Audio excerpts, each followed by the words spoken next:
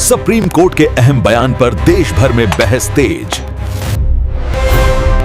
नमस्कार, आप देख रहे हैं प्लानिट न्यूज इंडिया। मैं हूं प्रिया सिंह। आज की सबसे बड़ी खबर सुप्रीम कोर्ट से है, जहां हाल ही में एक बेहद अहम और सख्त बयान सामने आया है।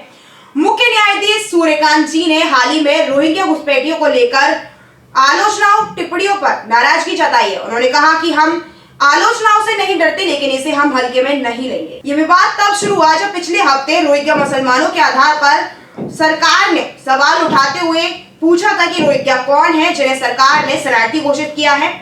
जो अवैध रूप से आने वाले हैं उनके लिए कोई कानूनी दर्जा नहीं है। और इसी टिप्पणी पर न्यायाधीश, वकीलों ने और सेनाव्रतियों के कुछ लोगों ने खुला पत्र जारी कर आपत्ति जताई। ये बयान तब आया जब सुप्रीम कोर्ट प्रज्वल रेवन्ना की याचिका पर सुनवाई कर रहा था। तब उन्होंने कहा कि उनके खिलाफ दर्ज बलात्कार केस को दूसरे कोर्ट में ट्रांसफर किया जाए, क्योंकि उनका आरोप था कि ट्रायल कोर्ट रूम उनके खिलाफ पक्षपाती है, जिस पर सुप्रीम कोर्ट ने सख्त प्रतिक्रिया दी थी। बेंच ने कहा कि न्यायाधिकारियों की साधारण टिप्पणियों पर अगर ट्रांसफर होने लगे तो जजों का मनोबल टूट जाएगा। कोर्ट ने दोहराते हुए कहा कि गलतियां किसी से भी हो सकती है, जरूरत पड़ने पर जजों को उनके तथ्यों तक सीमित रहने का निर्देश दिया जा सकता है। ये विलंब क्यों हुआ अभियान शुरू करने में?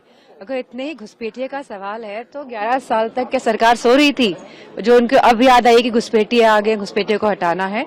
और अगर घुसपैठिये हैं तो SIR हुआ है बिहार में, आपके पास तो पता ही है क्या है, कितने लोग घुसपैठिये हैं, तो आप उनको आइडेंटिफाई करिए और बताइए कि कौन कौन घुसपैठिया रखा है। मैं समझती हूँ कि जो मेन मुद्दा है आज, जहाँ रुपये की कीमत आप देख लीजिए, जहां आप देख लीजिए युवाओं का रोजगार कितना है, जहां आप देख लीजिए कहीं ना कहीं ये लोग चाह रहे हैं कि जो आरक्षण है वो समाप्त हो, और जहां देख रहे हैं हम लोग कि पूरा प्राइवेटाइज कर रहे हैं, मोनोपोली किस तरह हावी है पूरे देश में।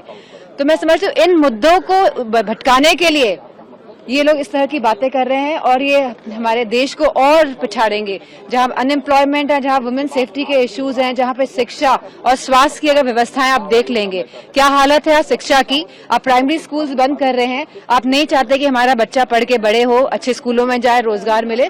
तो कहीं ना कहीं ये षड्यंत्र है सरकार का, भारतीय जनता पार्टी का। लेकिन इसका मतलब ये नहीं कि पक्षपात नहीं माना जाएगा। साथ ही उन्होंने ये भी कहा कि रेवन्ना अगर किसी और केस में दोषी पूर्ण होते हैं तो मौजूदा केस पर चल रही सुनवाई के निष्पक्ष पर कोई असर नहीं पड़ेगा। कुल मिलाकर सुप्रीम कोर्ट ने साफ संदेश दे दिया है कि अदालत की टिप्पणियों को गलत ढंग से पेश करना और वकीलों द्वारा पूछे गए सवालों का नैरेटिव बनाना बर्दाश्त नहीं किया जाएगा।